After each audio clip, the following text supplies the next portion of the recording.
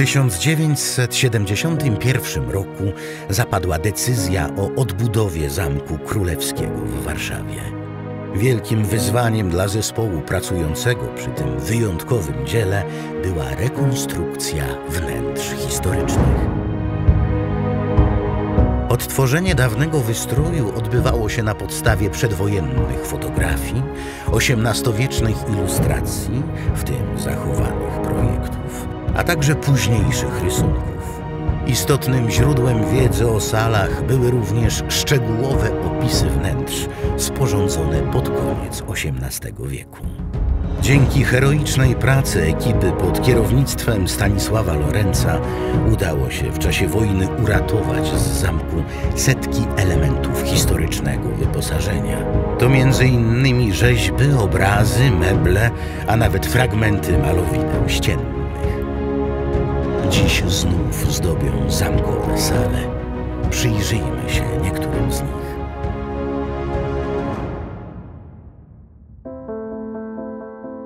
Nad drzwiami w dekoracyjnej niszy sali wielkiej możemy zobaczyć medalion z podobizną króla Stanisława Augusta. Flankują go personifikacje pokoju i sprawiedliwości, cnót, które miały przyświecać monarsze w trakcie jego panowania. Rzeźby zostały wykonane przez nadwornych artystów króla Giacomo Monaldiego i André Lebrena. Na swoje miejsce wróciły również posągi Minerwy i Apolla, antyczne bóstwa symbolizujące mądrość, męstwo, zamiłowanie do nauki i sztuki, zdolność wprowadzania ładu, wpisują się w ideową wymowę wnętrza. One również dotyczą tego, jaką drogą powinien podążać król podczas swoich rządów. Obie rzeźby są autorstwa André Lebrena. Każda z nich została wykonana z innego gatunku białego marmuru. W tej paradnej sali 5 z 6 skrzydeł drzwiowych jest oryginalnych. Wymontowywane i wynoszone ukradkiem w czasie wojny przez ekipę Polaków wróciły na swoje miejsca. Są dekorowane motywami rzymskiej zbroi. Zostały zaprojektowane przez cenionego francuskiego architekta Victora Louisa, autora m.in. gmachu teatru w Bordeaux.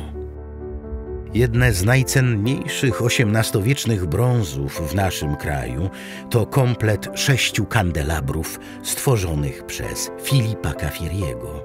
Ten francuski projektant, rzeźbiarz i odlewnik, autor m.in. dekoracji do katedry Notre Dame w Paryżu, dla polskiego króla wykonał świeczniki w kształcie antycznego trójnogu.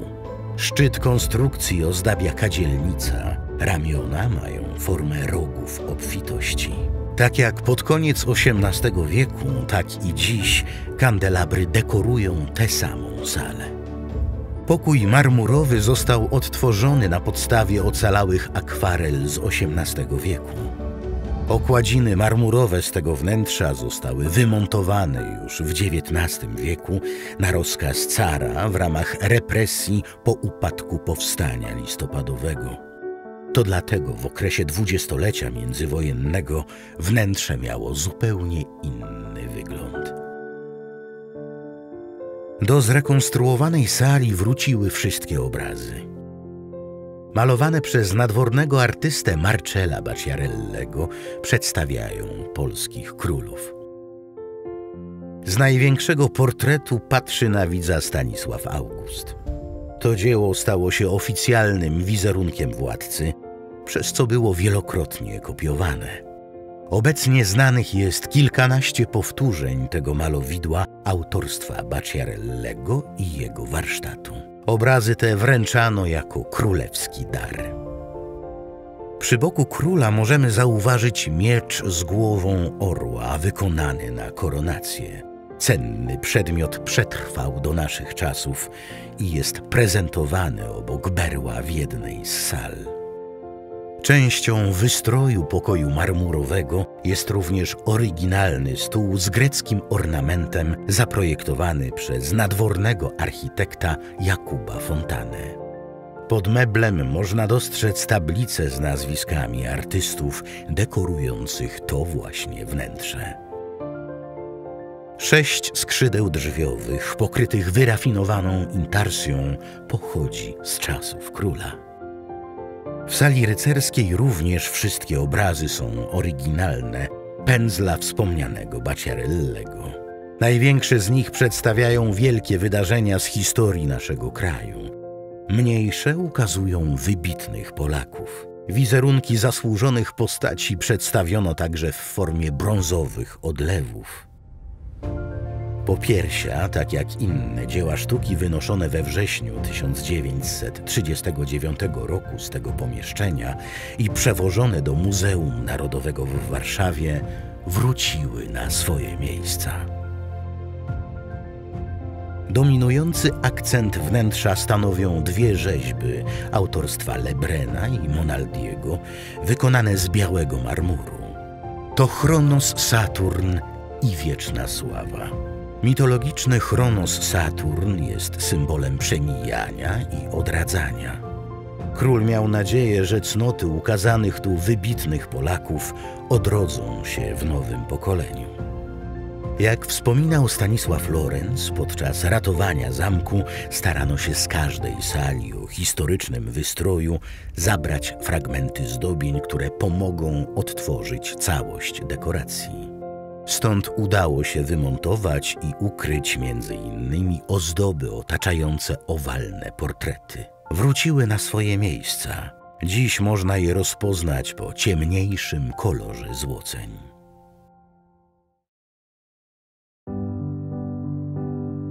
Sala tronowa posiada oryginalne ościeże okienne dekorowane gałązkami lauru. Tak jak w czasach króla, tak i dziś możemy spojrzeć na te same figury 4 postaci z okresu starożytnego Rzymu. Na ścianach dostrzeżemy ciemniejsze części rzeźbionych listew. Zamówione przez króla u wspomnianego Wiktora Luisa, dekorowały jedną z najważniejszych sal. Po wojnie uratowane fragmenty pozwoliły na odtworzenie całości zdobień. Obok oryginalnego fotela tronowego stoją 2 stoły, jedne z najwspanialszych mebli w zamku. Były darem dla króla od nuncjusza papieskiego. Ich mozaikowe blaty, inspirowane m.in. starożytną mozaiką z willi cesarza Hadriana, przedstawiają motyw pijących gołębi i kaczek. Nogi stołów oplata winorośl. W pokoju konferencyjnym kilkadziesiąt fragmentów ściennego malowidła jest oryginalnych. Wycinane pośpiesznie w zimie z 1939 na 40 rok przy siarczystym mrozie zostały ponownie wmontowane w zrekonstruowanej sali. Dzięki nim można było tak wiernie odtworzyć całość malarskiej dekoracji Jana Bogumiła Plersza. Na swoje miejsce powróciły obrazy, portrety ówczesnych europejskich monarchów, świeczniki, taborety i konsole. Ważnym akcentem sali jest również stół z porcelanowym blatem, tak opisywany w XVIII wieku. Bardzo piękny, okrągły stół w kształcie gerydonu z drewna świętej Łucji, na kółkach, pokryty ornamentami z brązu doskonale wykończonymi. Wierzch stołu jest z sewerskiej porcelany. Przedstawia różne przygody Telemacha. Mebel dopełnia dekoracji, odtworzonej w czasie odbudowy, imponującej posadzki akcentującej miejsce ustawienia stołu. W sypialni króla, oprócz oryginalnych skrzydeł drzwiowych, wróciła na swoje miejsce większość cisowej boazerii zdobiona gałązkami róży i lauru. Obrazy również pochodzą z dawnego wyposażenia sali. 2 z nich przedstawiają kobiece postaci ze Starego Testamentu, Esterę i Rebekę.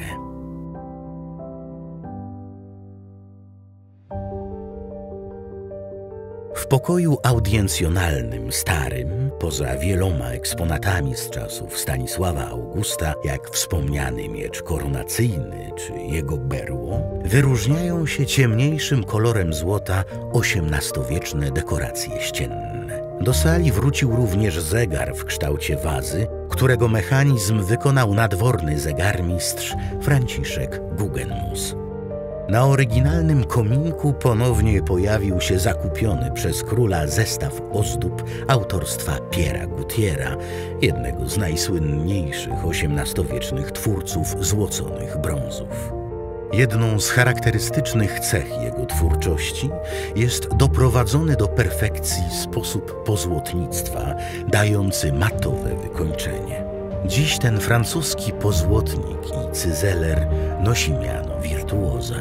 Pokój Canaletta został odtworzony z oryginalnych dzieł malarza. Ich obecny układ odpowiada temu, jak były prezentowane przed ponad 200 laty. Canaletto, malując widoki Warszawy, wiedział, w którym miejscu na ścianie zostaną zawieszone. Możemy przez to zauważyć, że obrazy odpowiadają sobie kompozycyjnie. Dodatkowo widoki znajdujące się najniżej, a więc do oglądania z góry, są ujęte prawie z lotu ptaka. Z kolei zawieszenie obrazów wysoko, czyli w sporej odległości od wzroku widza, pozwoliło malarzowi na mniej precyzyjne ujęcie postaci. W sali senatorskiej, gdzie uchwalono konstytucję 3 maja, znajduje się najstarszy z ocalałych foteli tronowych Stanisława Augusta.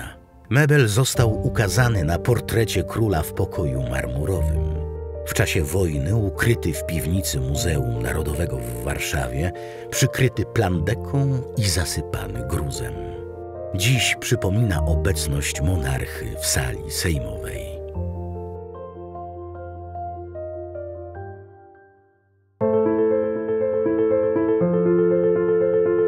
Setki oryginalnych elementów dawnego wyposażenia, które wróciły do zamkowych sal, to świadectwo ogromnej pracy ratujących i rekonstruujących historyczne wnętrza. To również przykład tego, jak wyjątkowym dziełem jest odbudowa Zamku Królewskiego w Warszawie.